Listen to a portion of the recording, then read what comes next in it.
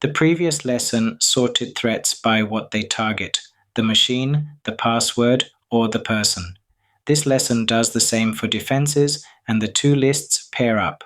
That pairing is the single most useful thing to carry into an exam, because scenario questions describe an attack and ask what would prevent it. And a measure that does not address the named threat earns nothing, however sensible it sounds.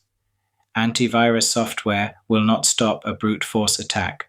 A strong password will not stop a phishing email because the victim gives the password away. A firewall will not stop somebody reading a pin over your shoulder. So as we go through these, keep asking what each one actually defends against.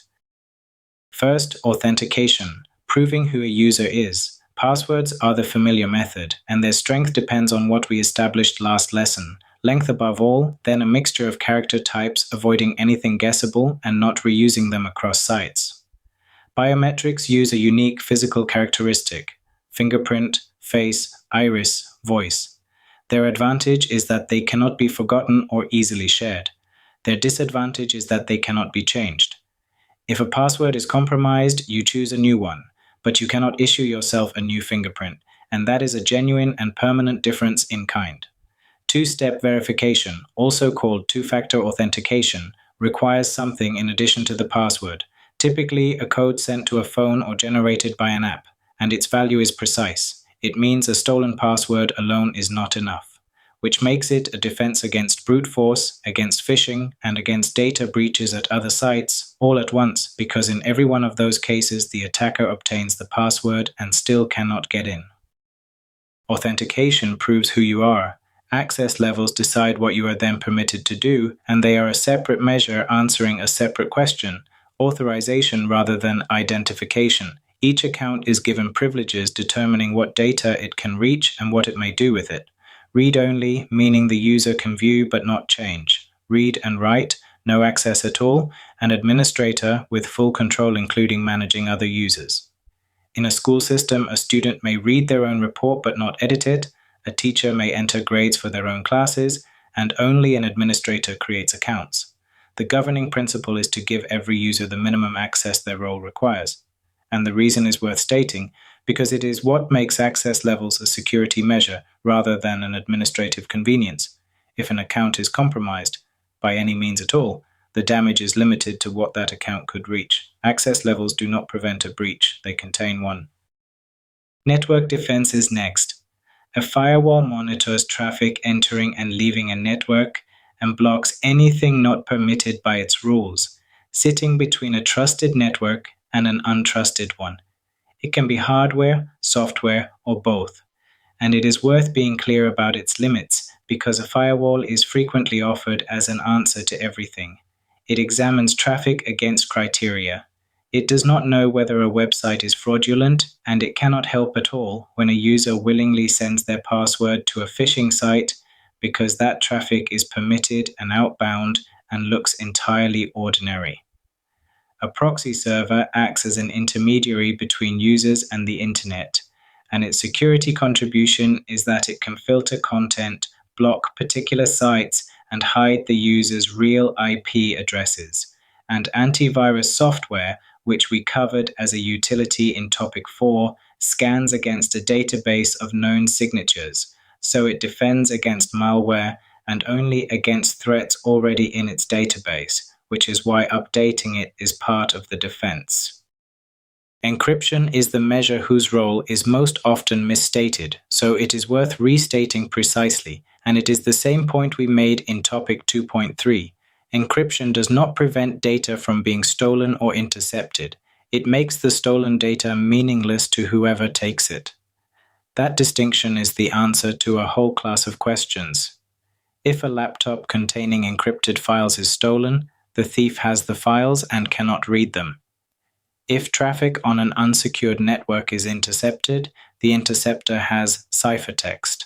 So encryption is the correct answer to data interception and to the loss or theft of a device, and it is the wrong answer to a denial of service attack because a flood of requests is not made less effective by encrypting anything. Match the measure to what it actually does. Software defenses that are easy to underrate. Keeping software patched and updated matters because most successful attacks exploit vulnerabilities that were already known and already fixed. The fix simply had not been installed. Automatic updates exist because relying on people to apply them manually does not work. Regular backups do not prevent an attack at all, and that is precisely the point. They limit the damage after one. Against ransomware specifically, a recent offline backup is the difference between an inconvenience and paying a criminal because you can restore rather than negotiate. And the word offline matters, since ransomware that reaches a connected backup drive encrypts that too. Note the pattern with backups and access levels. Neither prevents anything. Both reduce what a successful attack costs you, and questions about limiting damage rather than preventing it are asking for exactly these. And the last category, which is where the previous lesson's third target comes back. Social engineering attacks the person, so the defense has to be aimed at the person too. User education and awareness training, recognizing phishing emails, being suspicious of unexpected requests, verifying identity before giving information out, not plugging in unknown USB drives. Clear organizational policies so that an employee telephoned by somebody claiming to be from IT knows that IT never asks for passwords and has a procedure to follow. And a culture in which reporting a mistake quickly is safe because the damage from clicking a bad link is enormously reduced if it is reported in 10 minutes rather than concealed for a week. This is the category students under answer because it is not technical and does not feel like computer science, but it is on the syllabus. And it is the only defense against the attacks that bypass every technical control. No amount of encryption helps when someone is persuaded to hand over their password. Which brings us to the idea that ties the whole topic together.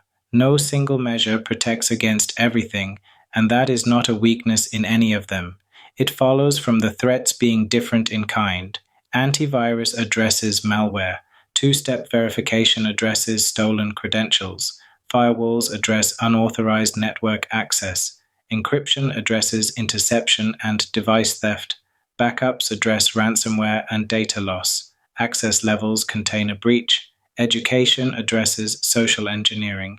Each one has a gap, and the gaps are filled by different measures, which is why real security uses several together, often called defense in depth. So when a scenario question asks how a system could be made more secure, the strong answer is not the single strongest measure. It is 2 or 3 measures that between them cover the threats the scenario actually describes, each one justified by what it defends against. 4 things to take into the exam. First, always connect the measure to the threat. Do not list defenses. Say what each one prevents because the mark is for the link, not the term. Second, be exact about encryption. It does not prevent theft or interception. It makes the data unreadable to whoever obtains it. Third, know which measures prevent and which merely limit damage. Backups and access levels do not stop an attack. They reduce what it costs, and questions distinguish the two. And fourth, do not forget the human measures. If a scenario describes phishing, shoulder surfing, or somebody being telephoned and deceived, the answer is user education and awareness, and reaching for antivirus software. There is the mistake that section exists to catch.